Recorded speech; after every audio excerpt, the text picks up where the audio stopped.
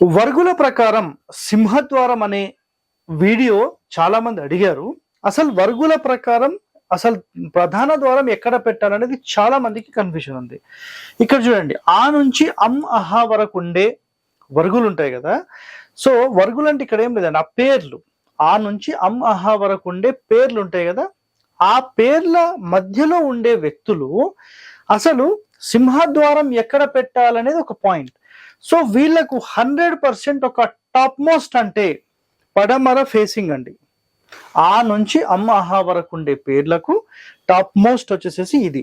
And ఇల్లు వచ్చేసేసి తూర్పు ఇల్లు ఉండాలి, తూర్పులో ఒక పార్ట్ మాత్రమే ఖాళీ ఉండాలి, ఉత్తరంలో దక్షిణంలో సమానమైన ఖాళీ ఉండాలి, పడమరలో ఎక్కువగా ఖాళీ ఉండాలి.